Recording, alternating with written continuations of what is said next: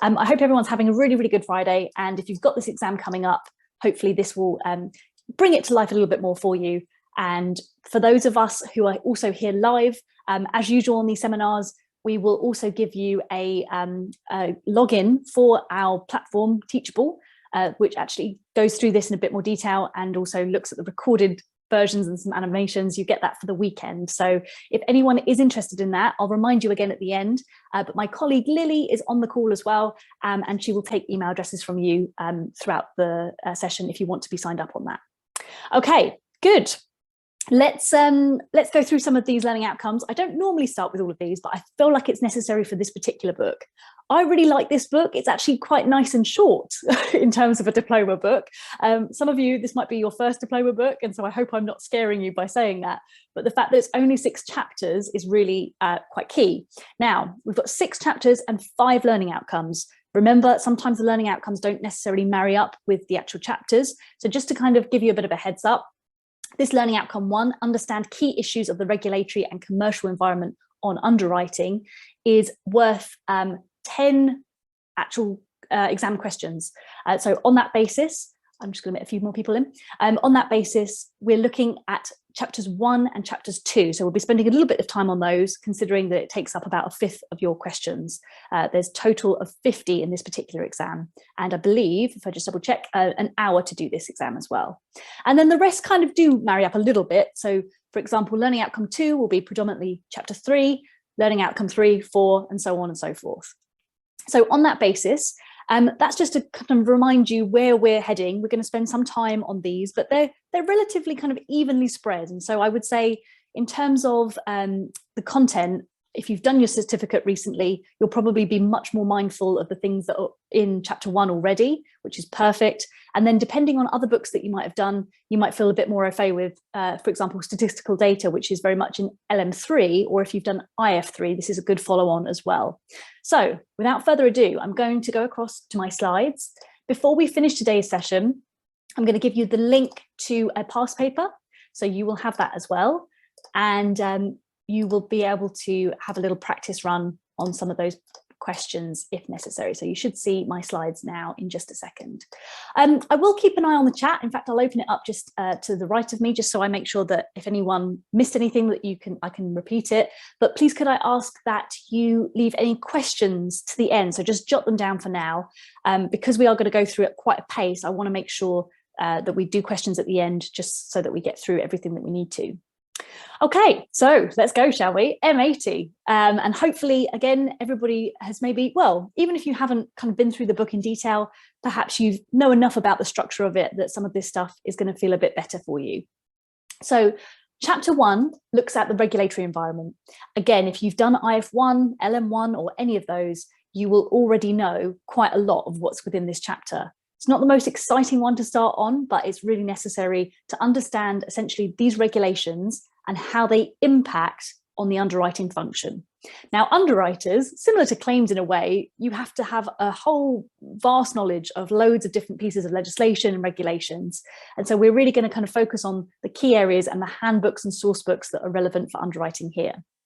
So as a reminder, and most of you will be going to me, if you've had me before, you'll be going, Grace, no more, we've done these already. And so I'm not going to spend oodles of time on them, but we have the two kind of the main bodies that we want to know about. The FCA, the Financial Conduct Authority, which authorise brokers, but then also look after insurers from a conduct perspective. Just to give you a reminder, essentially, on their objectives and what they actually look to focus on doing. They are very much principles focused. And so they give you a lot of principles and best practice guidelines to go within, but we'll look at those again a bit later. But equally, they have an overarching strategic objective to make sure the relevant markets function well. And I do a little kind of quotation there because if you read that just in isolation, it doesn't really make much sense. But when you start to look at their actual very specific objectives, it starts to kind of come into place. So they focus very much on consumer protection, on integrity, and on competition as well within the market. So the FCA really do kind of make sure that they're monitoring companies, make sure that they're going in, having a look at them, making sure that all the conduct areas are covered off. Remember their counterpart, they're kind of their twin regulator, if you like, are the PRA, so the Prudential Regulation Authority within the Bank of England. and they are looking primarily at making sure that the whole financial system, as in insurance is in there as well as banking and various other things, but to make sure it's sound and make sure it's a safe system. And so for that reason, they are the authorizers of insurers. They also very much focus on solvency, which we'll be going on to talk a little bit about in chapter 2. And they'll also kind of making sure that they're looking across the market, making sure that if one company fails, it doesn't take loads of other ones with it.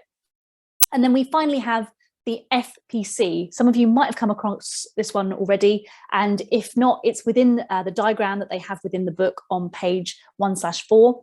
It just looks a little bit at systemic risk within the marketplace. So again, they're trying to reduce or remove that risk and look ahead. So with all of these bodies, they're trying to be much more proactive than their predecessor, the FSA, and trying not to be a knee-jerk kind of reaction, trying to make sure that they are looking ahead in terms of going forward. So that is the regulatory regime in a nutshell. Let's pull into some of these other things in a bit more detail before we go on to look at the handbooks of each of these bodies. So the Financial Conduct Authority also has a remit in terms of the FOS, which we'll mention again in a minute, and then the FSCS. So the FOS, remember, is an independent body. If you've had a complaint with your broker or your insurer, the key process that you are to go through is an internal complaints process within that insurance company. Normally, that is settled hopefully in good time, and you have a complaint, it's looked at, and perhaps they've come up with some kind of result for you. The insurer have 8 weeks essentially to come back to you and provide a final response or a written response as to why they can't provide a final response at that stage. And so this gives the option to the actual policyholder or whoever it is making the complaint to actually take their matter further to the independent body of the Financial Ombudsman Service. So they'll look at it impartially and they'll decide whether or not that particular complainant, or what we call an eligible complainant, essentially is going to get some kind of money or some kind of redress in terms of a directions award from the insurer. So that's them. For the Financial Services Compensation Scheme, slightly different body, but still within the remit of the FCA. Remember, they are a one-stop compensation shop. And so for that reason, we are looking here at making sure that there is compensation available in the form of a levy should an insurance company not be able to pay certain funds. So for that reason, we have 100% compensation for things like compulsory insurance, professional indemnity insurance, and some long-term insurances as well, like annuities and things like that. Everything else tends to come under the 90% compensation rate. So just make sure you're happy with those in chapter 1. On keeping with the FOS very briefly before we move on, to be an eligible complainant, remember we've got this lovely list, and you've probably seen it before in your certificate modules. They added to the list a couple of years ago, so I always make sure that people try to commit this to memory if you can, but I appreciate sometimes that's easier said than done. But essentially we're looking at consumers and smaller businesses. So we have certain kind of turnover thresholds and things like that that you need to be aware of, otherwise charities and trustees. So all of these people and bodies can go to the FOS to have their complaint reviewed, as long as they have gone through and exhausted the complaint system within the insurer. The final areas I'm just going to tap on before we move on to the second chapter is in relation to the handbooks. So for the FCA, we tend to refer to these as handbooks, and for the PRA, we tend to refer to them as source books, but it doesn't really matter either way. Essentially, they are the rules and practices and principles that are set by these functions. So we'll talk a little bit more about these, and I'll try and give you some of the kind of page numbers as we go as well, so that you can have a bit of a kind of a reminder on what is in these. For PRIN, again, I'm sure that some of you have met this before, depending on which books that you did at certificate level, but PRIN is our Principles for Businesses. There are 11 of them altogether. If you can remember them, happy days, that'd be great. I would just say be familiar with them because they're kind of an area of common sense. They talk a little bit about integrity, skill and care and diligence. They talk a little bit about conflicts of interest. So they're all things that you would probably do in your business environment anyway. So that is one area of a handbook. Another is TC, which stands for Training and Competence. Essentially, they talk in the book about a regulated firm needing to ensure that their employees are competent. They talk a little bit here about they remain competent, and that they are appropriately supervised in whichever job that they're doing. And so it's all about making sure you've got that caliber of employees to start with, so that you can continue training them as you go. And so making sure that there's never a time where they're doing something that's very much beyond their authority and beyond their competence. So that's another area. The fair treatment of customers got a bit of a revamp by the FCA a few years ago, but ultimately, again, you're looking at the kind of the cycle, if you like, of how to treat customers fairly. And that stems from the very initial stage of designing a product, an insurance product, a policy for that individual. And so looking at how the design happens, how that then is marketed, if you're getting specific policyholders on board, making sure everything's explained to them, and that when the policy incepts, you're getting that kind of support all the way right round through. Even if they leave you and they go to a different insurers, you know, you could still have to be seen to be treating customers fairly during that time and giving them the information that they require. So that's one area as well.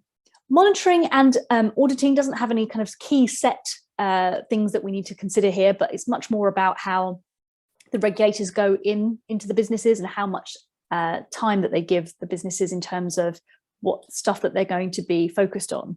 And so a way of auditing the business, typically the FCA will come and do this every 4 years. If they're a bit more nervous about you, they might come in a bit more than that.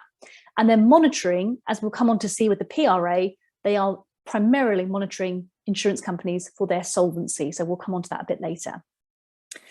The final book that we just need to make you aware of is in relation to complaints and disputes. So we call it DISP. It stands for Dispute Resolution : Complaints, and that's our DISP source book.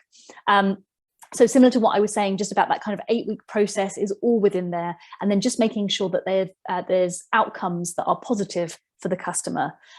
There's been much focus on the FCA, so this could be a question within the exam, recently on positive customer outcomes and also vulnerable customers. And so some of you might have seen that kind of written within the book, even if you haven't seen it in the CERT modules, because it's only been updated in the last kind of year or so.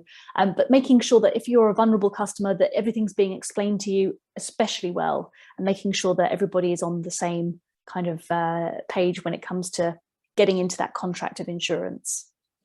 So they're all of the things that impact the underwriting function for now. Remember, we're going to stay with learning outcome 1.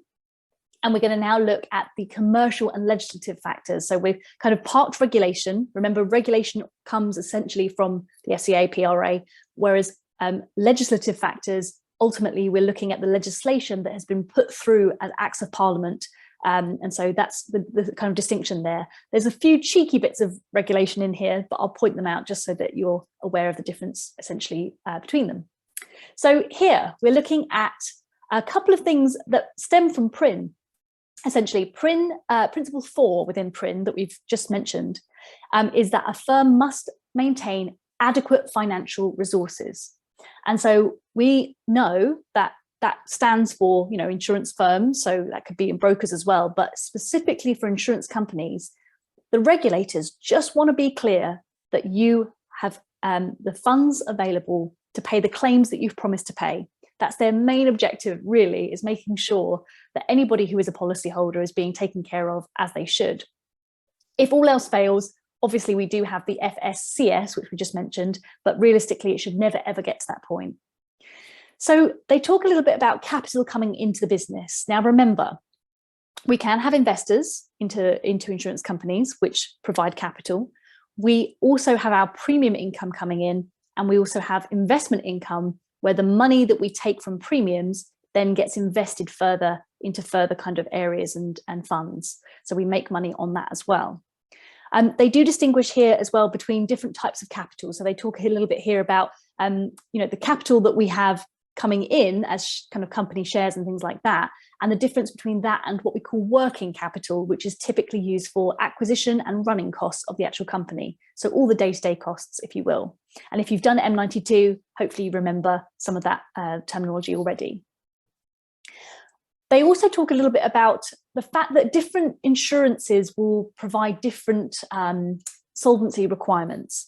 And so they mention here, you know, there's certain things that will be a little bit more volatile than some of the short-term business.